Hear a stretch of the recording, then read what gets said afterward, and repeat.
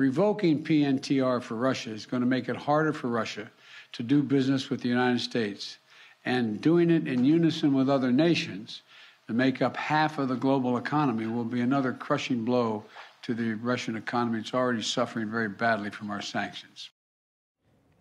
Well, joining us now to discuss is former Ukraine Minister of Foreign Affairs, Volodymyr Ohryzko. Thank you very much for joining us. We appreciate your time. Good evening in Ukrainian time, and good day in New York.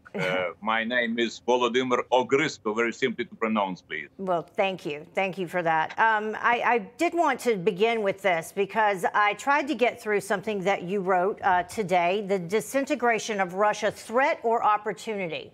I believe that you wrote this back in 2021.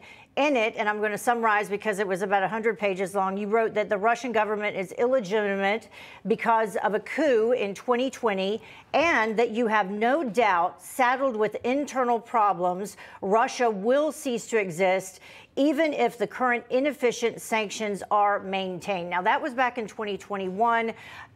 Given what we've learned today with the additional sanctions and what's going on, do you believe that that will happen sooner than later? First of all, thank you very much for inviting me to discuss this issue. And I'm very much surprised that you know what I have wrote some months ago. Congratulations.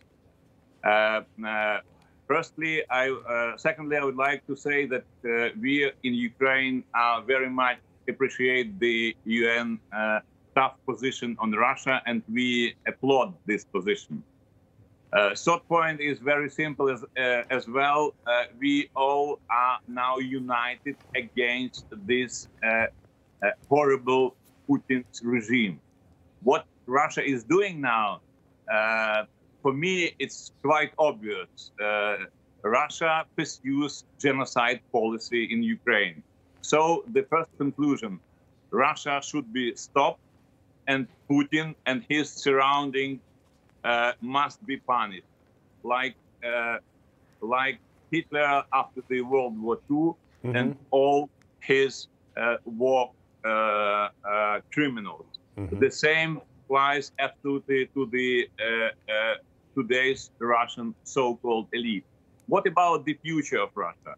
In my view, Russia will really cease to exist. Why? Because of two main factors, in my view. First, because Ukraine and the West are now as united as possible. And I will only ask you to be brave in the future as well, to continue what you have started today, because this is the one of the two main preconditions. And second is, please continue to help Ukraine militarily.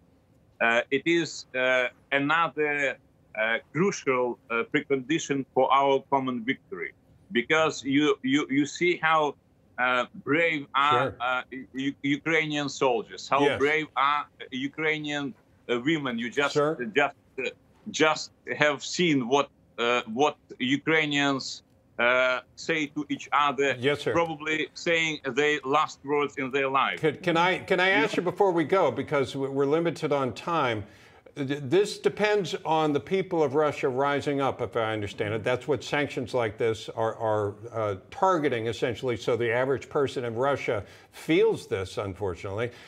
Will they rise up against Putin? How does that happen?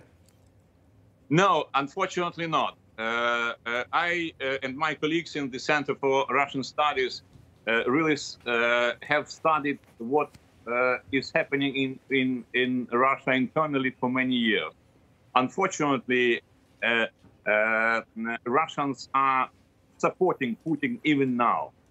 And this is the tragedy of these people. So they should be punished as well as Putin.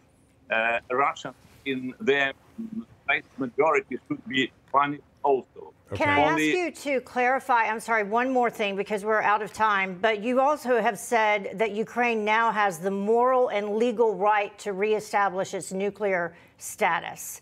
Do you still believe that, and is that a possibility? Look, we got rid 1994 from nuclear weapons. we were said that we will have tough guarantees for Ukraine's independence and territorial integrity. What we have had 2014, we have annexation of Crimea, we have hot war in the east, and what was the reaction at that time? It was nothing. So we should really have something which can help us to be safe. Fair enough. If we will not have your broad support, if we will have not military support from the West, it will be only one possible scenario for Ukraine to protect ourselves. Fair enough. Okay. In my view, probably it is not probably the best one.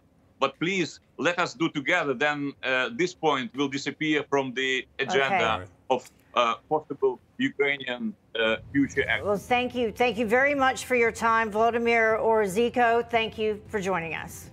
Thank you.